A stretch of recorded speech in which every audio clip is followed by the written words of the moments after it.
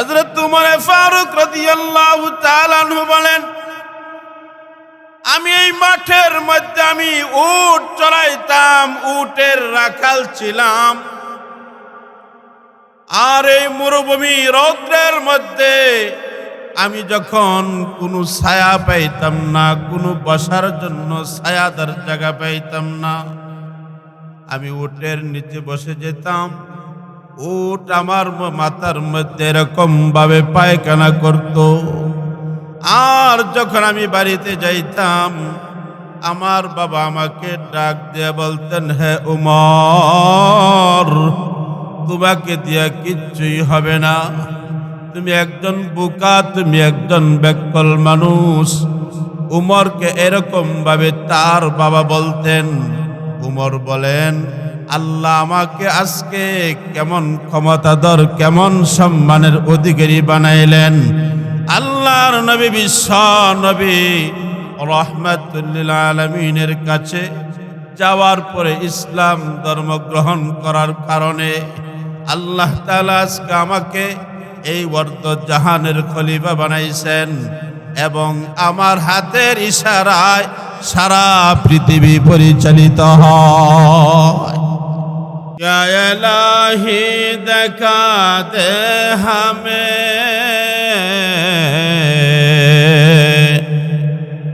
দিয়ারে Medina,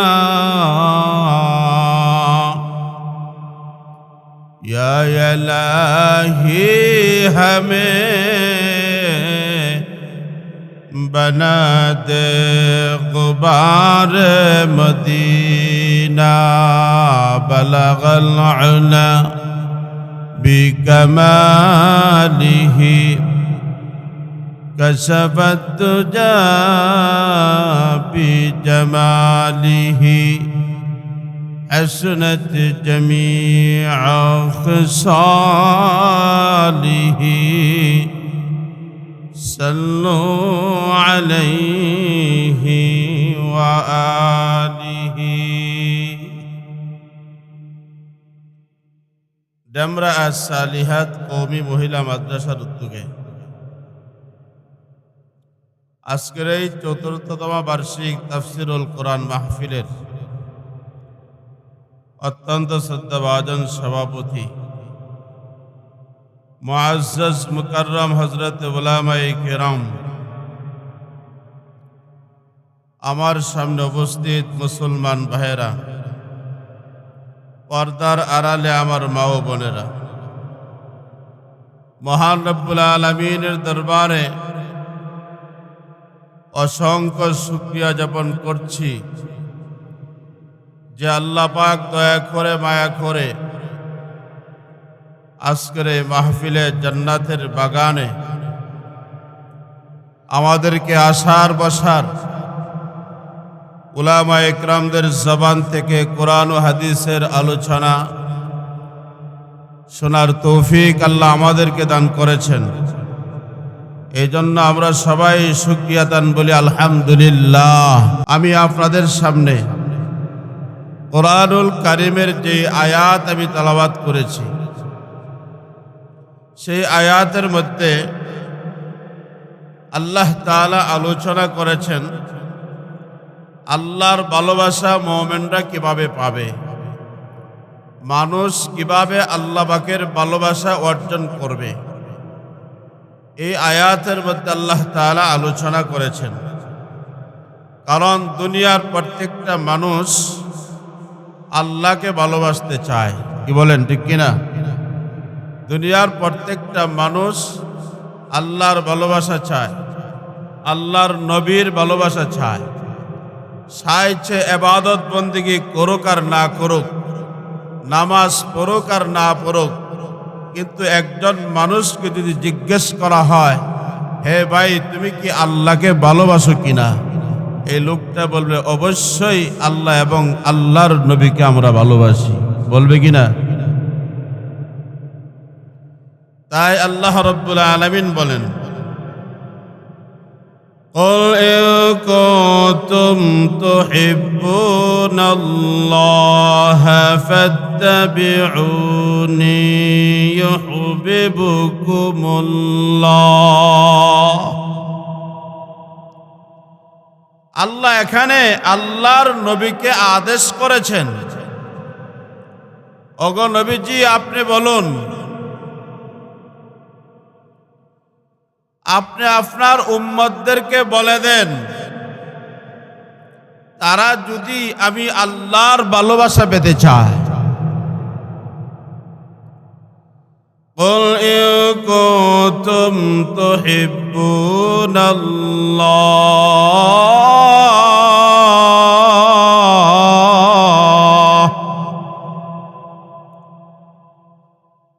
আল্লাহ বলেন, ওগো নবীজি আপনি বলে দেন, তারা যদি আপনার ভালোবাসা পেতে চায়, তাদের জন্য করণীয় হলো ফাত্তাবিউনি ইউহিব্বুকুমুল্লাহ। তারা যেন আপনার অনুসরণ করে, অনুকরণ করলে ইউহিব্বুকুমুল্লাহ, তারা আমি আল্লাহর ভালোবাসা পেয়ে যাবে। তাহলে আল্লাহ পাকের ভালোবাসা পাইতে গেলে মাপকাঠি হলো নবীজি মুহাম্মদুর রাসূলুল্লাহ সাল্লাল্লাহু আলাইহি ওয়াসাল্লামের অনুকরণ করা। কারণ আল্লাহর নবীর অনুকরণ বাদ দিয়ে আল্লাহর ভালোবাসা পাওয়া যাবে না, আল্লাহকে পাওয়া যাবে না, সম্ভব না। আল্লাহকে পাইতে গেলে, আল্লাহর ভালোবাসা অর্জন করতে গেলে অনুসরণ করা লাগবে আল্লাহর নবী, বিশ্ব নবী রাহমাতুল লিল আলামিনের অনুসরণ করা লাগবে।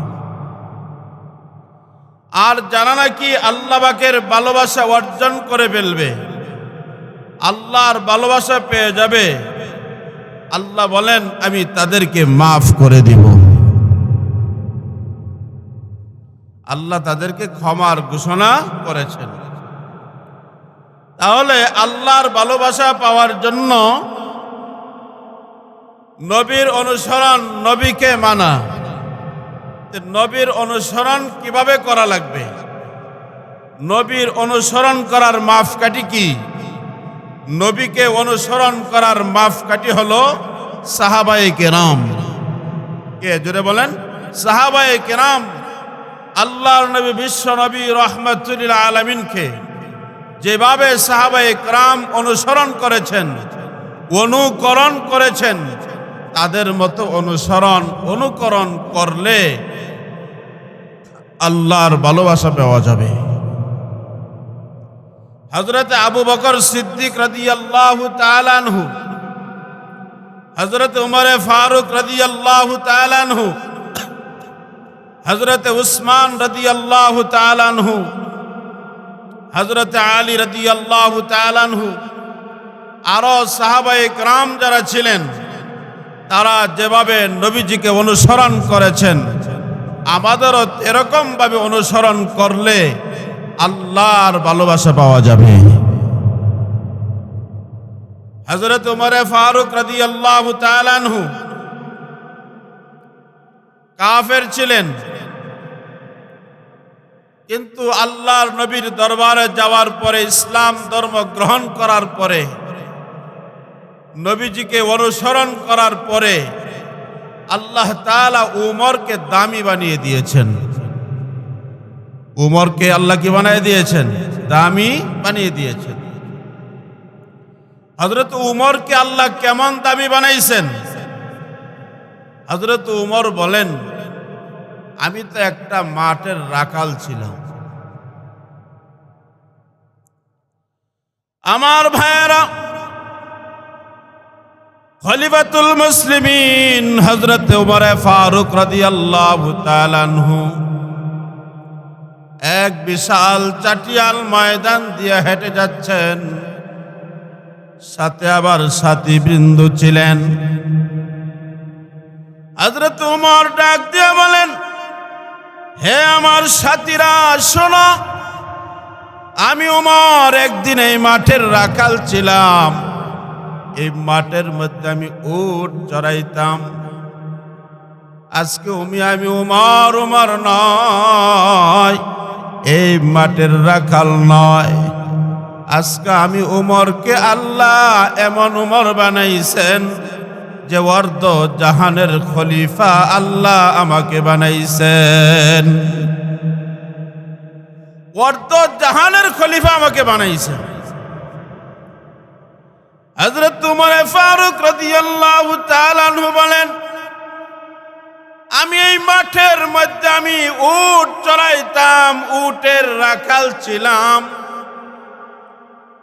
আর এই মরুভূমি রৌদ্রের মধ্যে আমি যখন কোনো ছায়া পাইতাম না, কোনো বসার জন্য ছায়াদার জায়গা পাইতাম না, আমি উটের নিচে বসে যেতাম। উট আমার মাথার মধ্যে এরকম ভাবে পায়খানা করত। আর যখন আমি বাড়িতে যাইতাম, আমার বাবা আমাকে ডাক দিয়ে বলতেন, হে উমর, তোমাকে দিয়া কিচ্ছুই হবে না, তুমি একজন বোকা, তুমি একজন ব্যাকল মানুষ। উমরকে এরকম ভাবে তার বাবা বলতেন।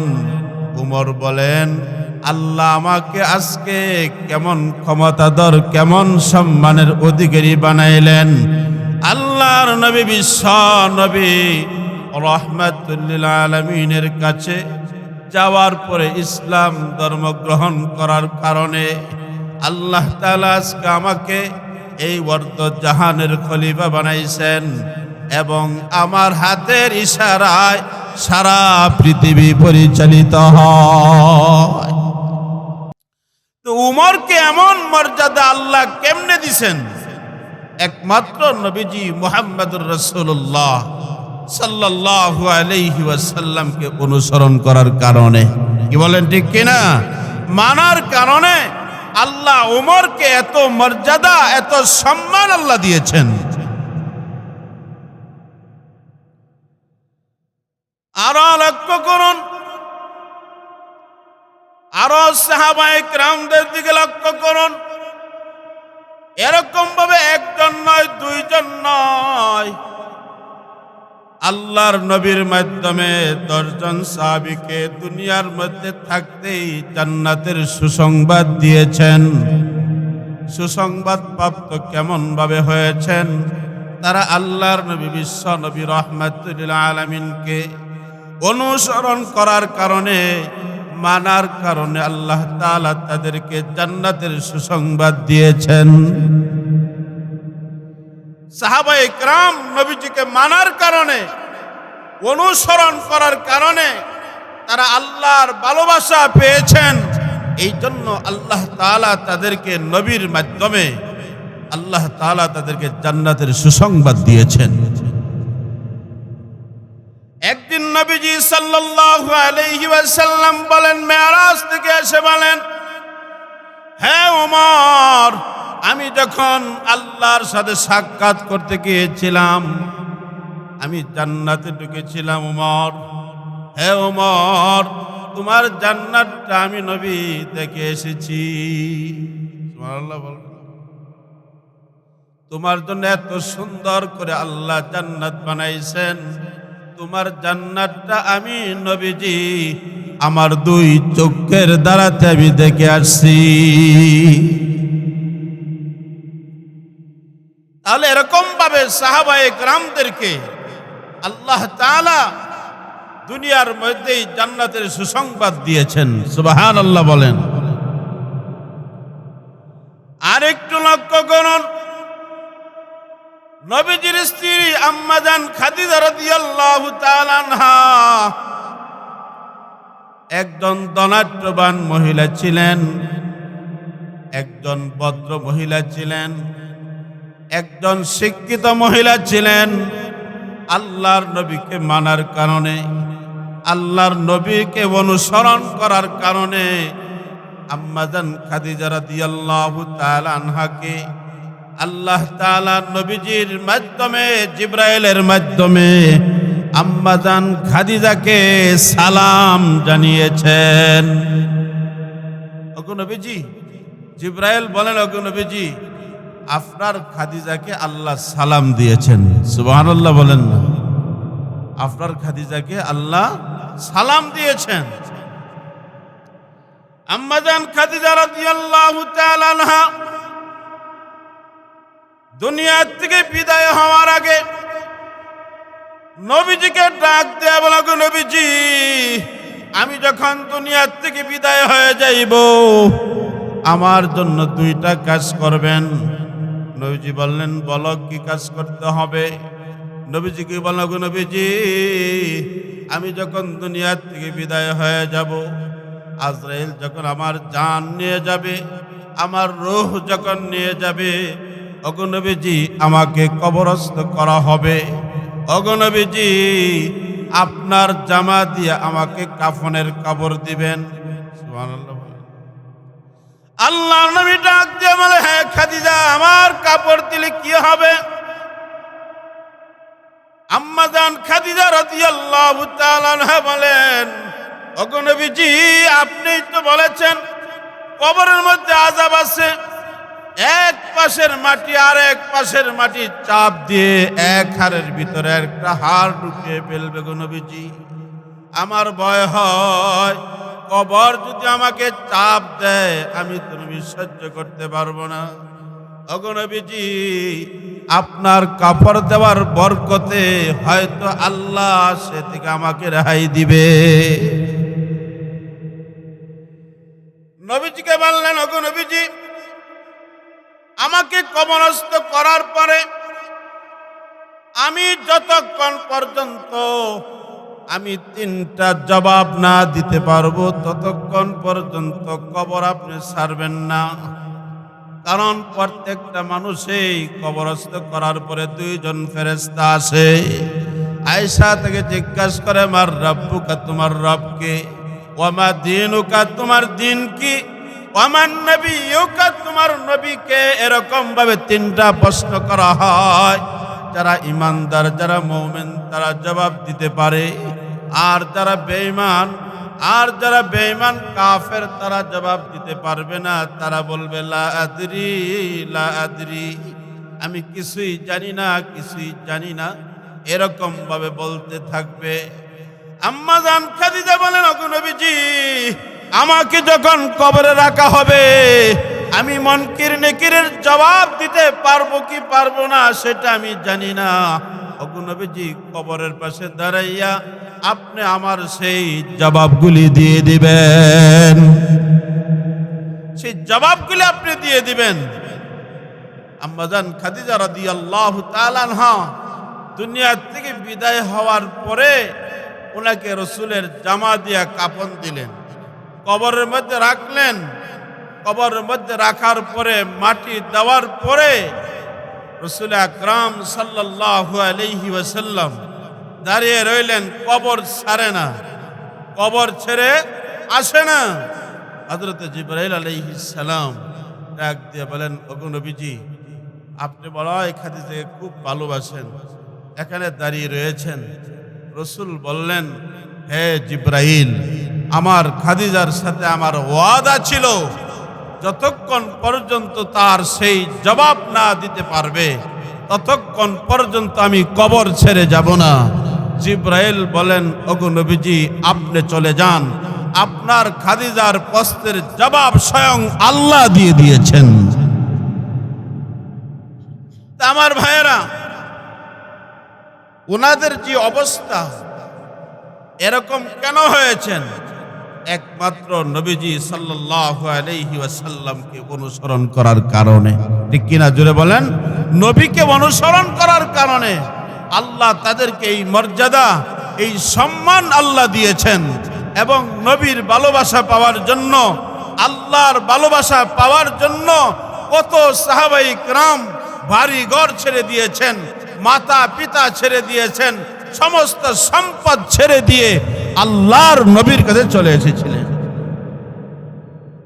নবীজির একজন সাহাবী ছিলেন হযরত আব্দুল্লাহ রাদিয়াল্লাহু তাআলা। নাম কি ছিলেন? বলেন বলেন। হযরত আব্দুল্লাহ রাদিয়াল্লাহু তাআলা আনহু একজন ধনাঢ্যবান পরিবারের লোক ছিলেন। একজন সম্ভ্রান্ত পরিবারের লোক ছিলেন এই আব্দুল্লাহ। তার নাম ছিলেন আব্দুল উজ্জা।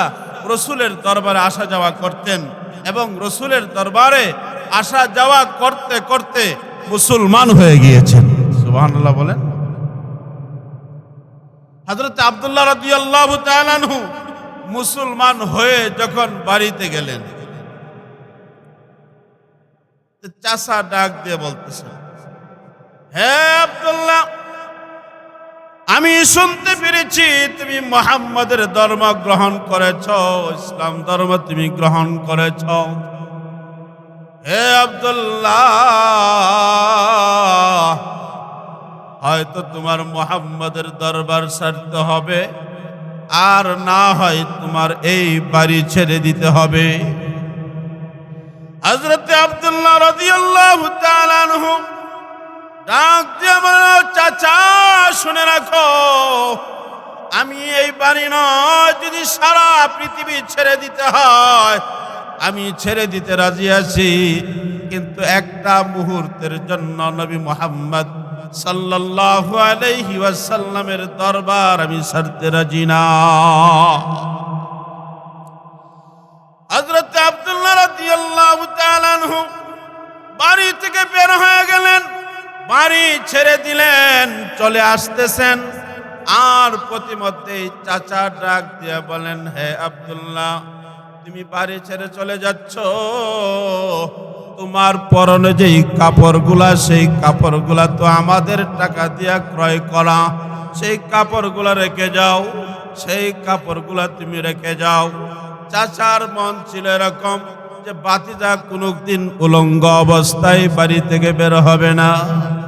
হযরত আব্দুল্লাহ রাদিয়াল্লাহু তাআলা আনহু পরনের কাপড়গুলা খুলে ফেললেন, সমস্ত কাপড়গুলা খুলে ফেললেন। কাপড়গুলা খুলে মার সামনে দাঁড়াইলেন, ও মা, আমাকে এক টুকরা কাপড় দাও, যে কাপড়টা পরিধান করে আমি নবীজির দরবার পর্যন্ত বসতে পারি, লজ্জাস্থানটুকু ডেকে নবীজির দরবার পর্যন্ত বসতে পারি, এতটুকু কাপড় আমাকে দিয়ে দাও।